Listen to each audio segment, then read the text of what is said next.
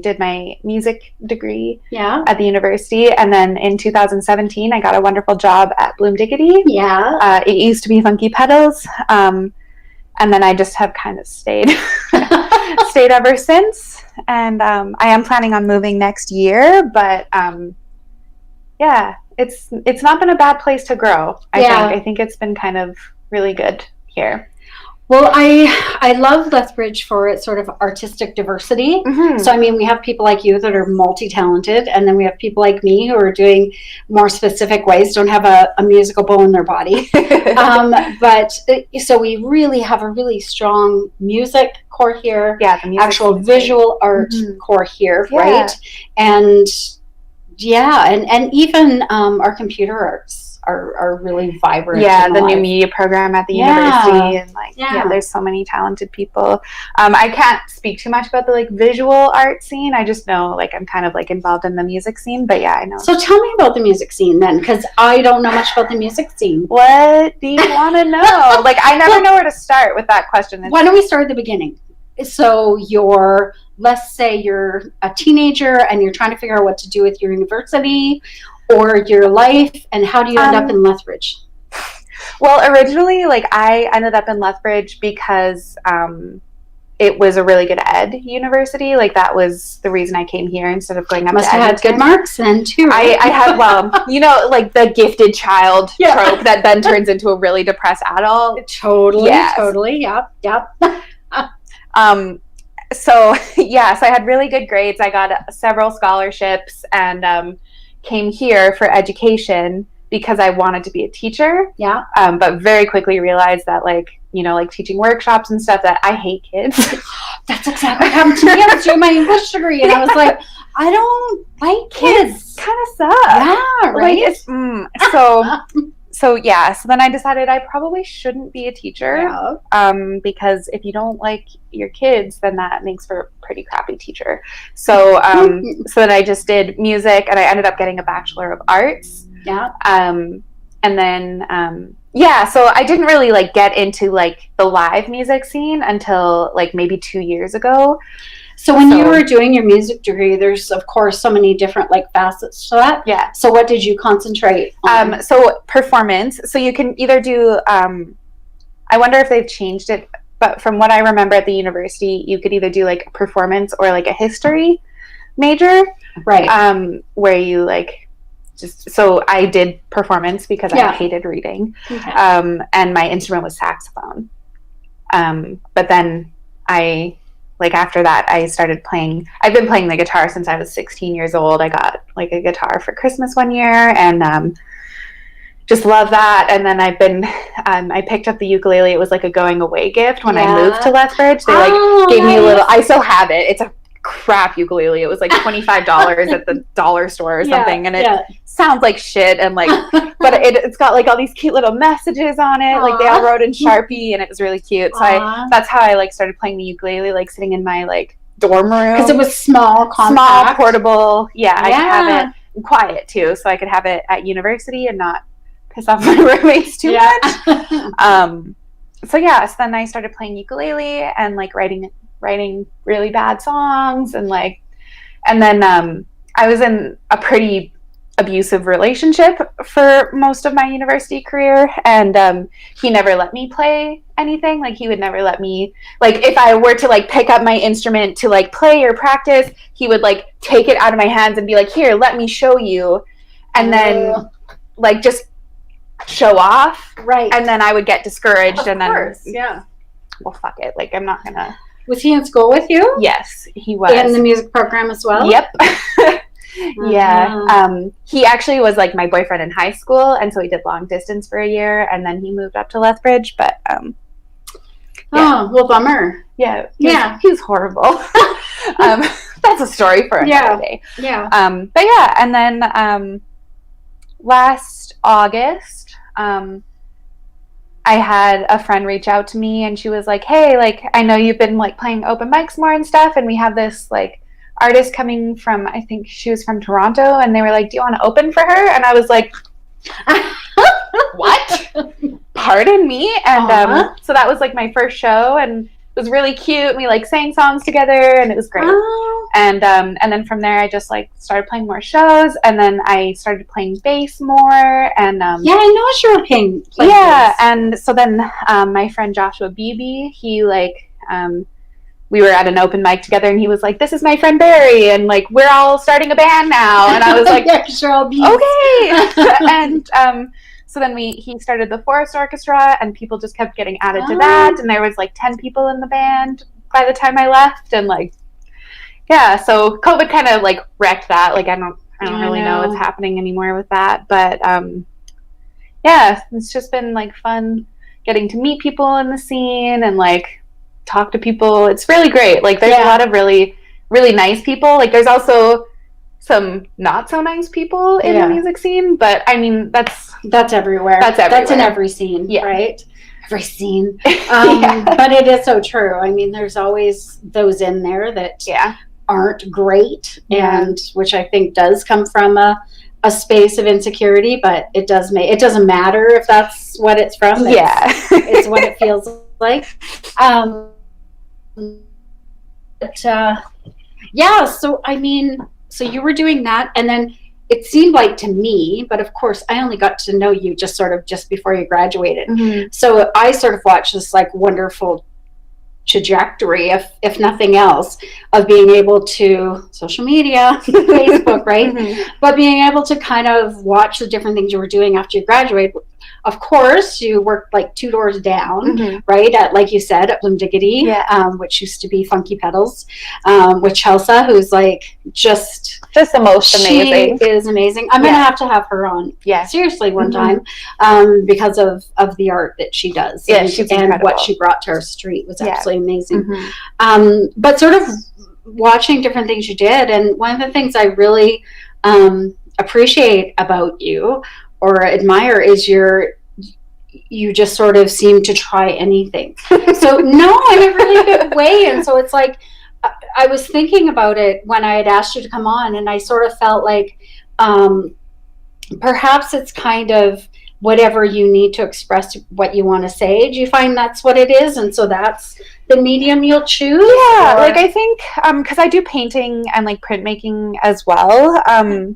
I think it's just kind of like, it's also a lot of what I have time for, because I have like 3 jobs now and like school and stuff. What's your other job? I know you work at Tweed. Yeah, right? I work at Tweed. I'm also a personal assistant for another local musician. Oh, there you go. Yeah, so I'm busy, but it kind of like, I really liked paint. I started painting again during COVID. Yeah. It was so nice to like have that free time, and it's just really nice to have like a different way to express myself, because like I can express myself through flowers, and I can create beautiful art for people, and then I can like express my like deep feelings. A lot of my music is about like trauma and stuff.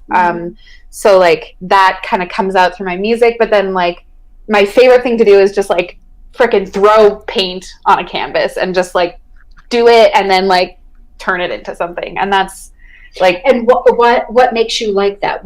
Why do you think? Is it I don't know, arbitrariness of it? think I genuinely just think I like color. I think color is nice, and I like playing with it. Yeah, and that's enough. Yeah, that's enough. Yeah. So you kind of mentioned with COVID, then you know sort of start to be able to pick up painting. So to me, as an artist during COVID, it was kind of nice because there was a complete freedom of expectation. So it was kind of nice for anything, really.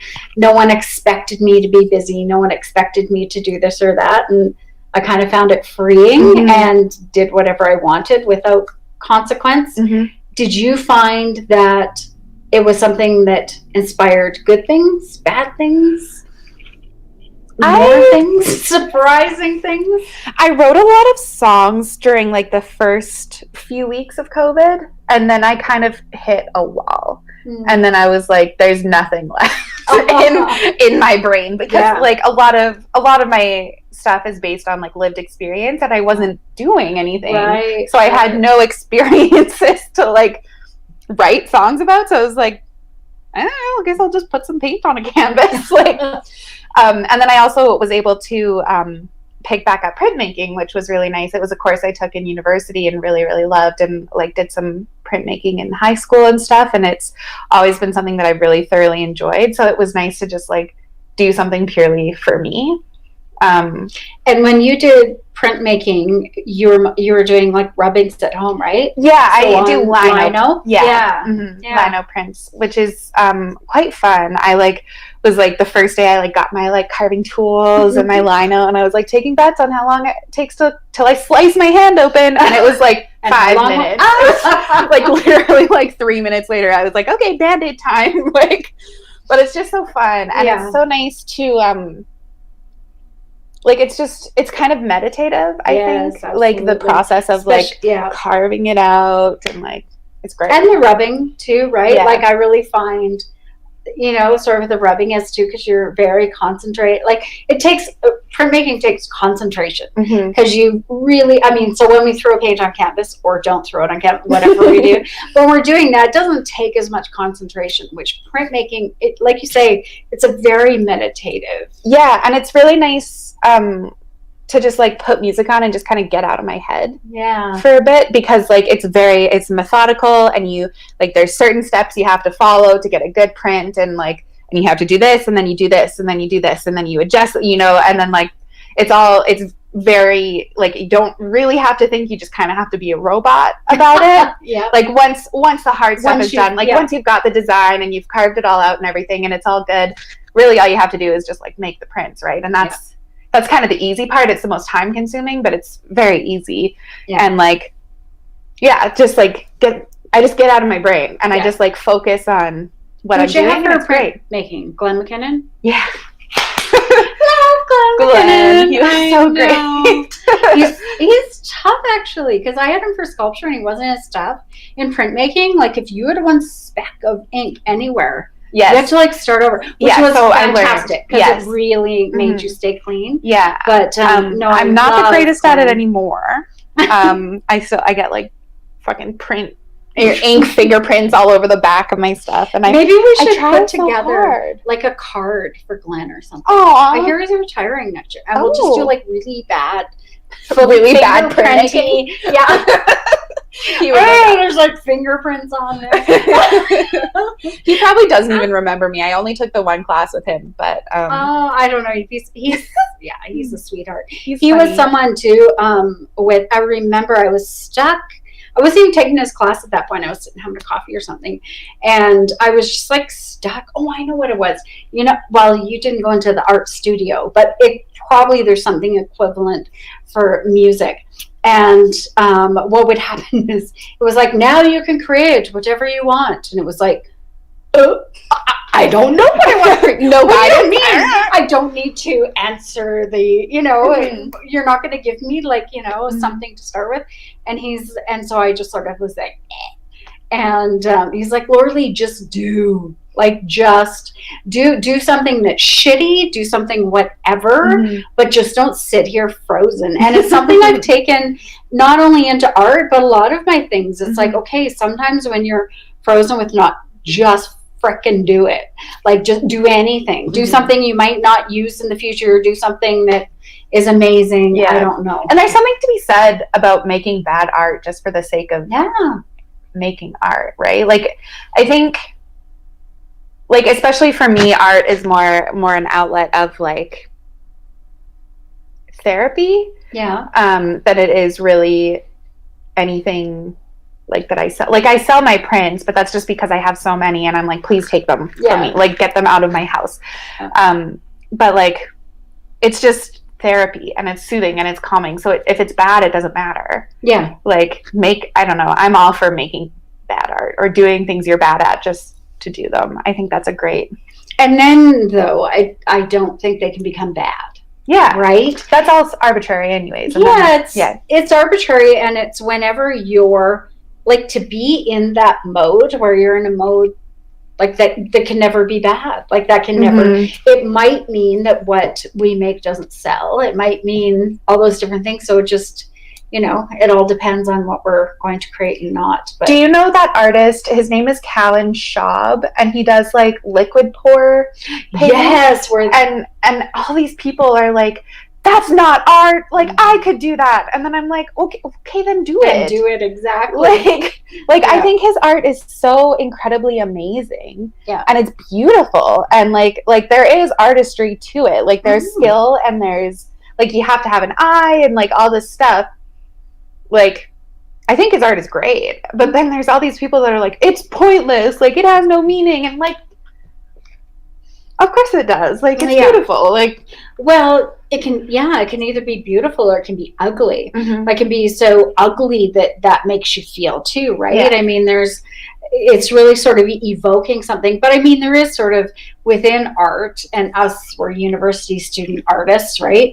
So then there is that sort of like, well, my kid could do that. Yeah, they could. They didn't, so but they didn't. They didn't. Yeah. And there's, I don't know. When it kind of struck me for art, this may be weird, but I was in university and I was taking English. Like I said, I was going to be a teacher, and then realized I didn't like children, and took a foundations class, and it was sort of like, there are my people. But I just remember sort of, I think he dropped either a string on the floor or whatever of Picasso, and people were like, it's ridiculous. And it's like, yes, but it's about the sort of mindfulness, right? Mm-hmm. So it's sort of about this mindfulness of doing something. And then when I was in university, learned that, like, Picasso was like a ridiculous, amazing, formal painter, like amazing, like, sort of the Dutch painter kind of thing.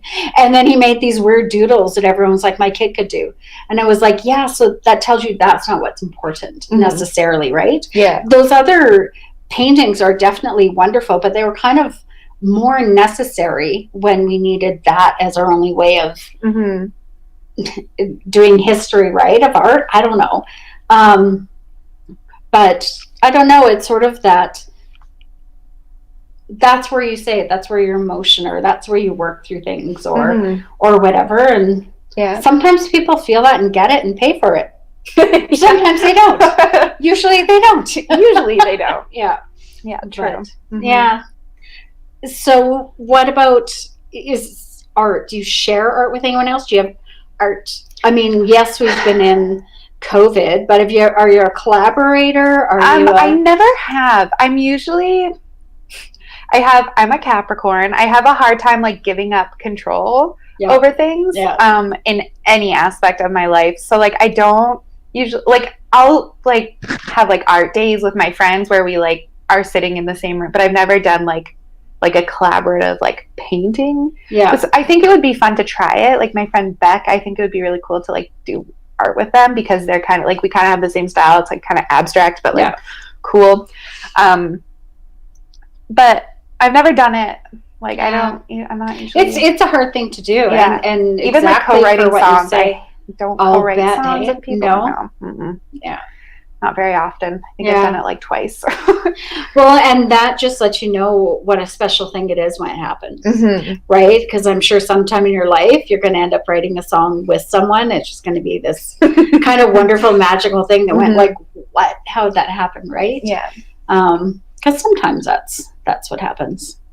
What music did you grow up on? When you came in, I was playing Supertramp. Yeah. And I'm 53. You don't have to say how old you are. But then she's like, my grandpa liked this music. To which I sort of want to say, fuck off. But anyways. But what kind of music, like, what were your big influences when you were growing up? Well, I just remember, like, sitting in the garage with my dad. Like, we did, like, woodworking together and stuff, and we would always listen to the classic rock radio station. So, like, the Eagles and Supertramp, and I always, like, the first song I remember hearing ever was 5-Man Electrical Band, I'm a Stranger Here. Like, what a weird song, but it's like the first one that's in your memory. The first song I remember hearing is, like, I'm a stranger here, and I'm like, what? Like, this is such a weird song, but, like, I love it, and it's just like, just like classic rock, and, like, Elton John, and my mom was really big into musicals, so, like, Cats and Phantom and Les Mis, and, like, so. What's your dad like? He's an engineer. Yeah. So he's very, methodical. I think that's where I get that from. But he's pretty quiet. Like, he's a pretty quiet man. He just like kind of does his thing. But what does he like music wise? Sorry, no, it's I misunderstood the question. No. He's into the classic rock. He's big classic rock guy. Yeah. Oh, very cool. Yeah. What was the first? Okay, so we learned the first song you remember. Mm-hmm. What's the first record that was maybe bought for you, or music that was bought for you? Oh, I know we got to be embarrassed. I can't. Oh, what's his name? It wasn't. Oh, I can't think of his name now. Okay. It was like my sister bought this for me, and it was a pop guy. Yeah. Like, it was like 2000s pop. Oh my God. I can't remember. What's the first piece of music you bought? I think Mother, probably. Mother album. Yeah, they're my favorite band. They're absolutely... Quit being so cool. That's the first thing you bought yourself? That's awesome. I love Mother. They are. They're great. They're so good. But we're supposed to have something like, what? Let me see. My first... Oh, no. I'm totally lying. I'm not that cool. It was George Strait.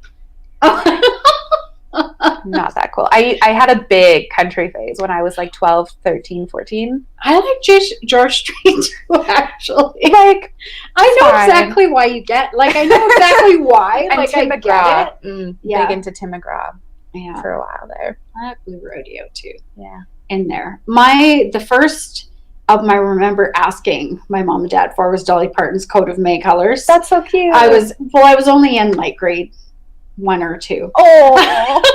And then the first one that I bought with my own money was like, the very first one they gave me was, I got a brand new roller skate, but I had it like on a Fisher Price. Oh my gosh. Like thing. I know. Like when I think about it, I'm like, that's adorable. Mom, why didn't you say that? That's so cute. And then I got Dolly Parton, and then I bought myself, Bonnie Tyler. Mm-hmm. What was that one? I don't know. It was like, Spin Around. I don't know. Anyways, it was Bonnie Tyler with her raspy voice. But yeah, I always think it's cool. The first like either record we asked for, the one we bought, are interesting. I wish I don't remember a whole lot of my childhood, so I can't remember trauma. Oh, okay. So it's best to be left there then. Yes. Best be left. Absolutely. Okay. Yeah, but I don't remember too much, so I don't there's a lot of holes. I'm missing a lot of like first things because I just don't remember. But when you're creating flowers, let's say your bouquets you're doing, is that again something that's really meditative? And are you really with the people around you, or do you kind of wear music and you're kind of in a space? I think it depends. Like, it's kind of just become like habit now because it's my job. I do it 44 hours a week. Yeah. So like if someone like comes in and they're like, I need a funeral arrangement, I'm like, okay, like there's not necessarily a recipe for like a funeral arrangement, but I know what to put into it. I know what to do. So it's just kind of like force of habit now. So I can be talking, but if I'm like building something to like put in my portfolio or like something like that, I think I get really, introspective and I don't really talk because it's like creating art. Like you have to think about balance and composition, and you want movement through the piece and like all this stuff. Color, and like so I don't know, I think it's really great and I really enjoy it, and it's really nice to have my job be something where I can express myself like that. Like I don't think I could ever like sit at a desk job and type numbers all day. Like that's just not who I am. So like I think it's really great. What did you think you were going to be when you grew up? Well, floristry is not forever, but it's certainly like a really great for now option. When I finished my degree, I had no idea. Yeah. Like I had no fucking clue. I was like, whatever job I get, I'll take. Like, need to pay off these student loans somehow. When I was little, I wanted to be a horse trainer. Oh, that was going to be my thing. And then it was a music teacher. Did you grow up around? Yeah, I grew up on a farm. We had horses and dogs and like a zoo.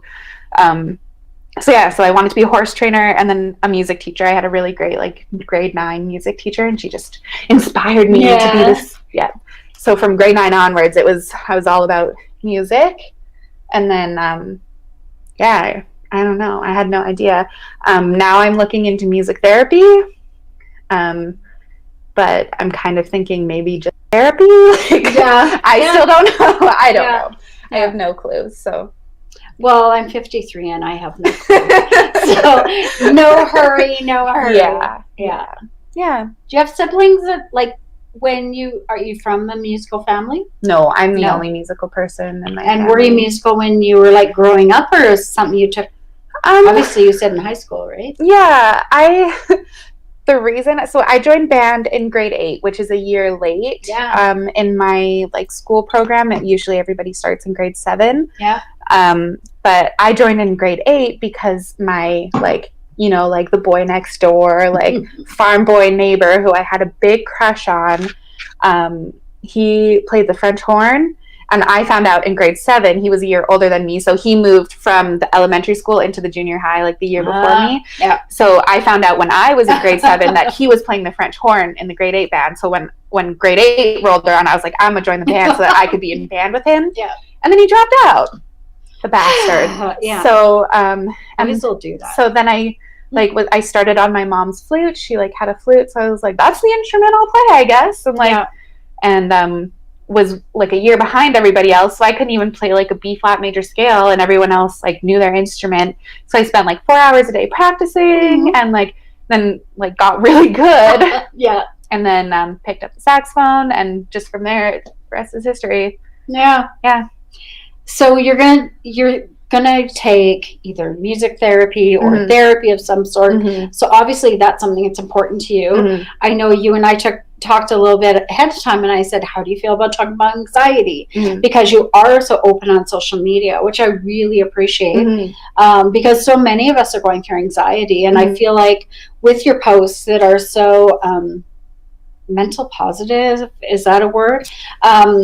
Or at least are very open to the process of, here's what's going on in my life right now, and it kind of sucks, or it's kind of amazing, or I don't know what the fuck it is, or not sure for a love story, but I just did.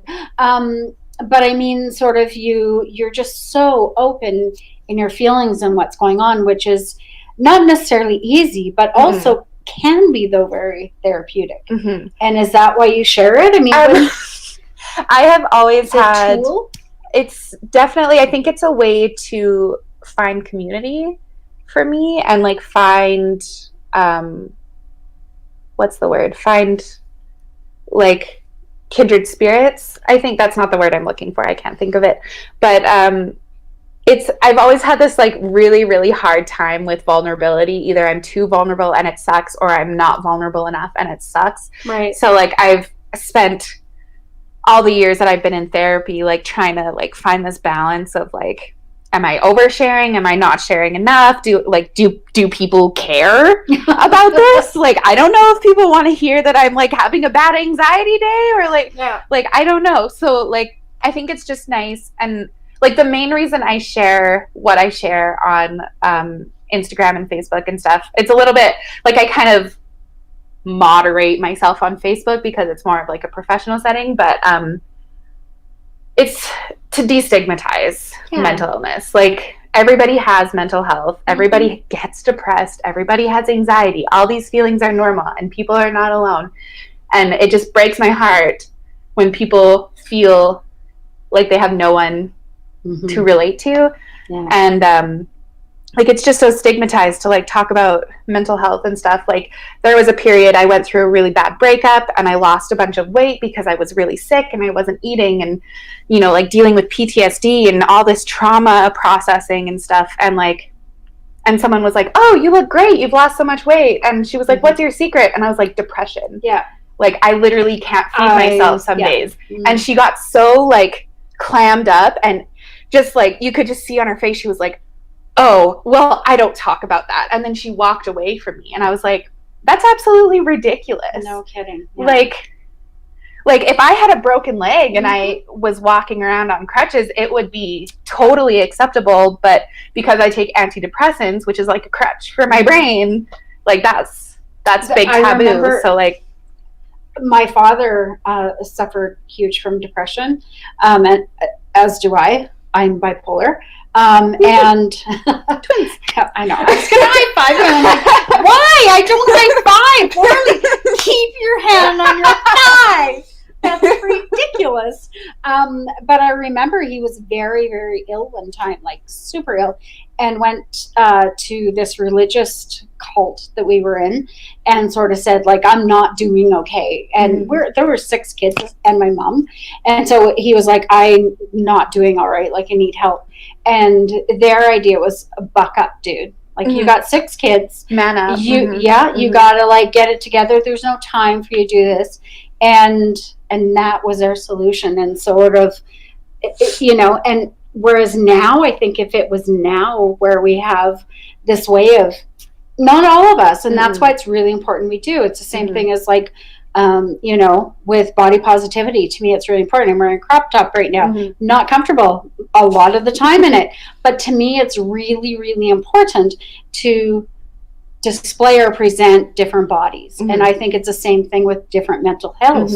Like, it's different. We need to talk about it. We need to, and I just admire that you do that. And I think it's so, so important, because you're right. It does start to destigmatize it, right? Like, and normalize, like, just make it normal. Exactly. Like, I think, I think that's so important to just like be like, yeah, like, I'm having a shit brain day. Like, yeah, and like, people can relate to that, and then they don't feel so alone, and I don't feel so alone, and we're all like finding it's like I have a headache today. Yeah, I suffer from migraines. Like, if we could have it be kind of that sort of same way, then we can. On a side note, do you ever get so pissed off when people are like, oh, I get headaches too, and you're like, literally, no, you don't understand. It is a migraine. I can't see out my eyeballs, but like, sure, Karen, you get a headache. Like, tell me about it.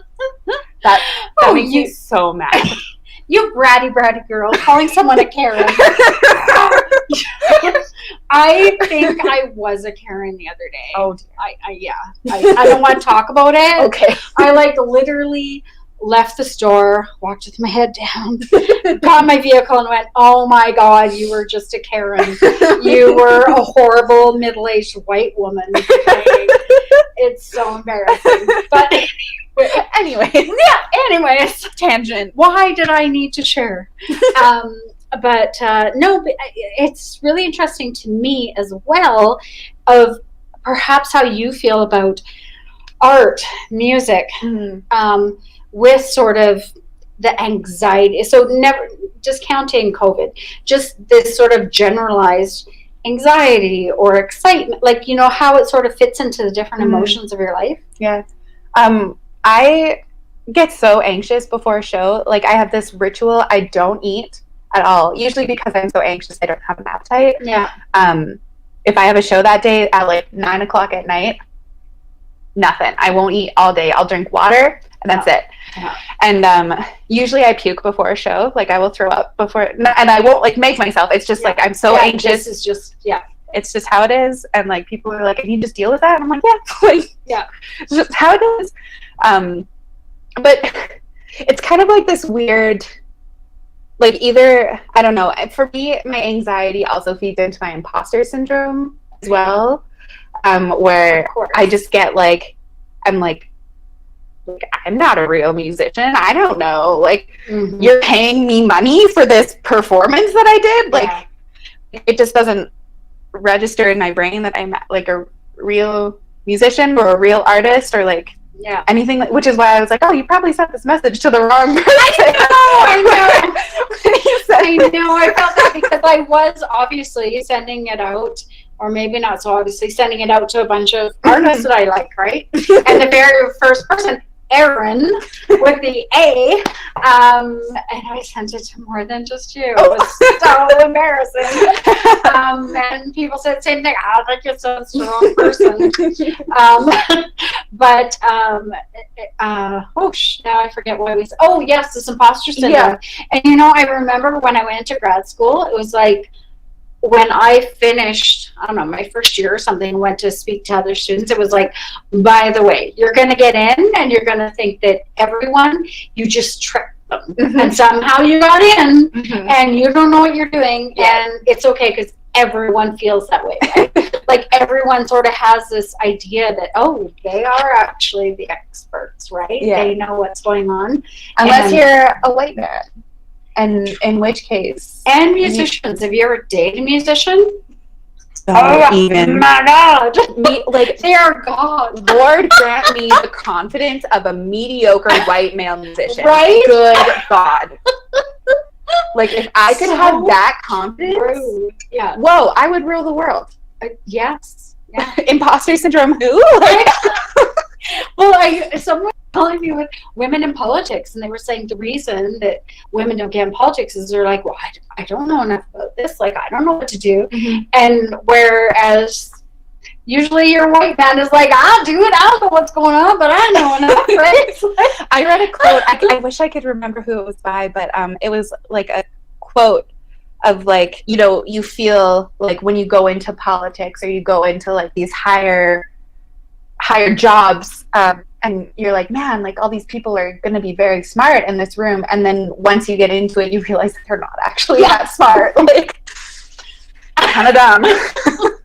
I wish I could remember who that quote was from, but it was someone. I wish I had a brain that would remember things like that. It's like someone will Right. say something like, an artist, have you ever heard of, I don't know, I can't Mhm. even think of a name. See, it's terrible. Yeah. I can't think of a name. And have you ever heard of them? And I'm like, oh, I don't know. It doesn't sound familiar. You know, I was being like, they did X. Oh, I'm like, I know that person. Mhm. But, you know, my kingdom's for a name. Like, names just escape me as to what's going on. That's just like depression brain though for me. Maybe. Like depression and chronic pain. I like call it pain brain, where I'm just like, I can't think, and like, Yeah.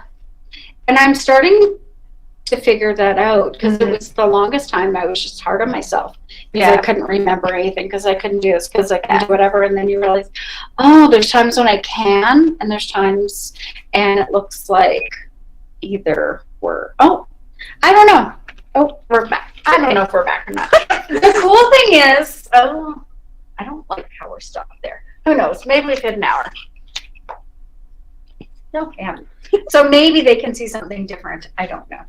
I'm going. Now they're going to get like a big show of my big boys.